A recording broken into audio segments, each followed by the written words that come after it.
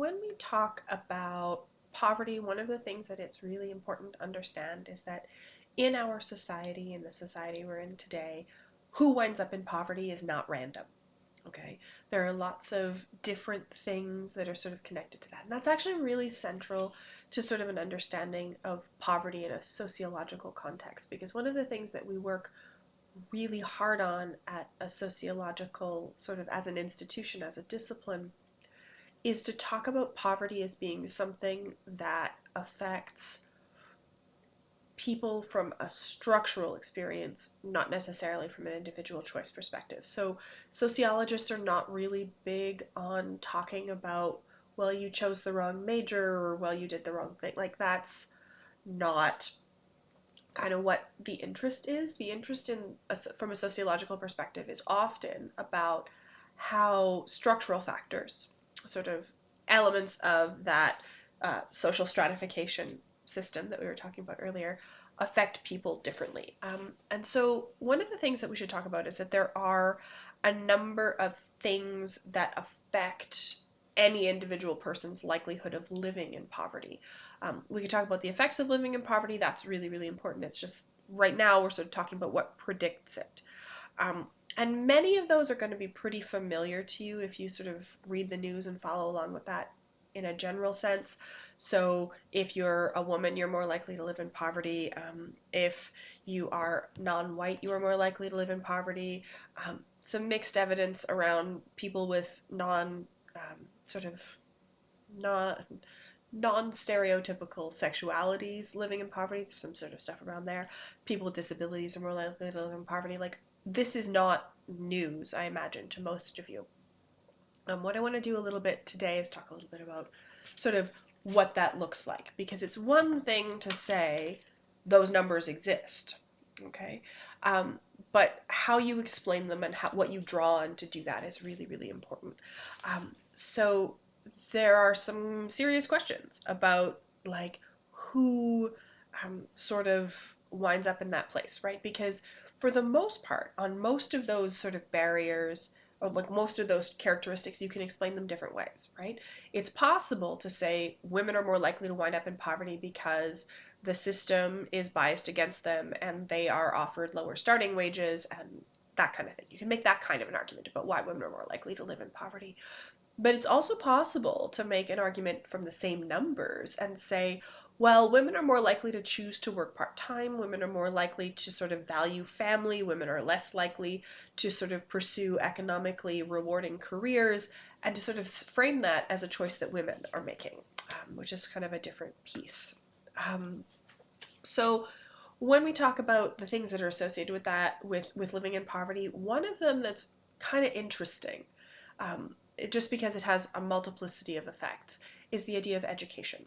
Okay, so across the board, people who have, I haven't got the numbers on the tip of on the like on the off the top of my head right now, but over a lifetime, people with an undergraduate degree earn substantially more than people without one, which is fine.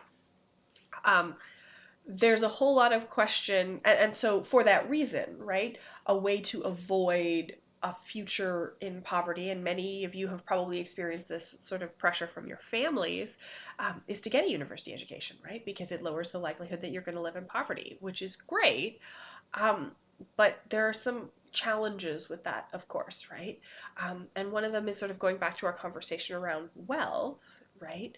In that graduating with a university degree is one thing if you come out with no debt, and quite another if you come out with $100,000 of debt, which is quite common for people who, for example, went to medical school or law school. So when we sort of talk about that, recognize that yes, education might allow you to earn more of an income, but that doesn't necessarily mean it makes anyone's life substantially easier, right? Because if you're talking about owing $100,000 on a student loan, there's lots of cases of people who are paying that off clean into their 40s, which is challenging if you're also expecting people to buy a house and raise children, which are two other sort of really expensive things at the same time. So there's still some class demarcators in there. There are some geographical elements that sort of shift the experience of poverty, right? If you are not making a lot of money, but you live really close to a bunch of grocery stores that have sort of programs to sort of sell off not perfect produce for cheaper, then your experience of living in poverty is quite different than if you live in an area where the only things nearby you are, for example, fast food restaurants and convenience stores, right? Like your experience of poverty is just going to be different.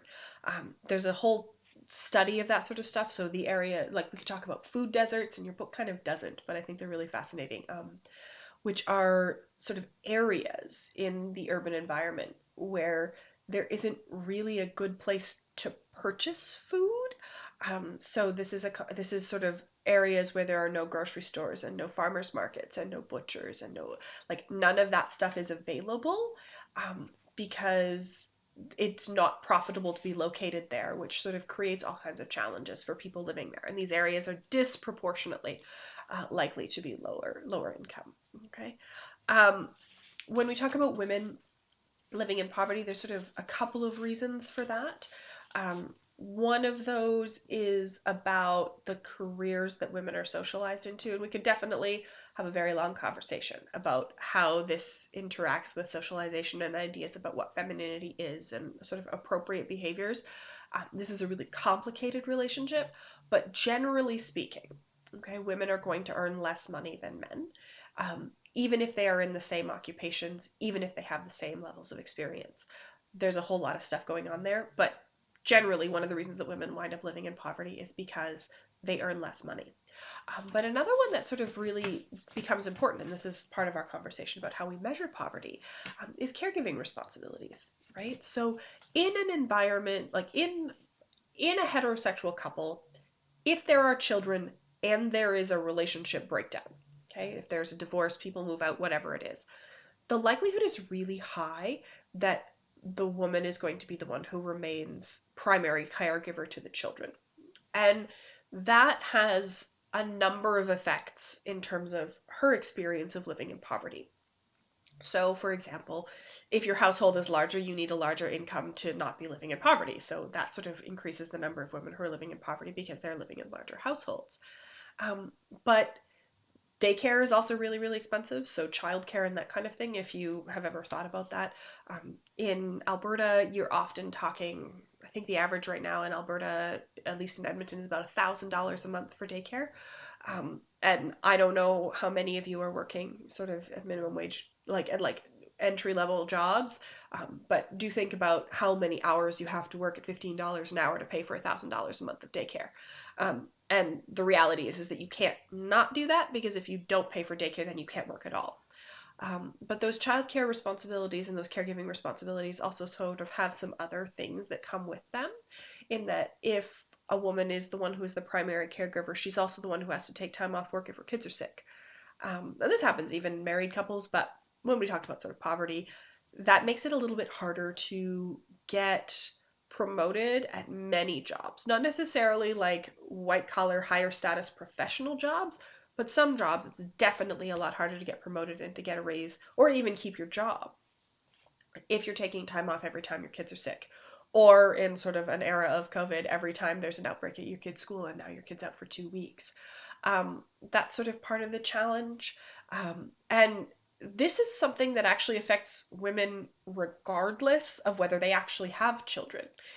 There's sort of an expectation that women will be the ones who are caregiving for medically frail relatives, doing all of those kinds of things. There's a lot of sort of expectation that women are going to do that caregiving, both at a societal level, right? Like we have government policies that basically assume that unpaid family caregivers are going to do a lot of caregiving for people who need it, which is okay, except that all of those caregivers are likely to be women, and that has sort of knock-on effects in terms of contributing to poverty. Just because they're physically taking less time in the workforce because they have to spend their time caring for children and that kind of thing. So that is also sort of a demographic factor. It's one of the reasons why the rates of child poverty in Canada are relatively high compared to other groups, because if children are going to be disproportionately with their mothers, and their mothers face a variety of sort of other structural challenges to earning enough financial income, or earning enough of an income to sort of leave that space of poverty, that becomes a reason why you see children living in poverty. And it's not necessarily because children in and of themselves contribute to poverty. They add some more costs to the family, but one of the reasons that you wind up with more children living in poverty is because they're living with their moms. And if they were living with their fathers, you might see some slightly different results.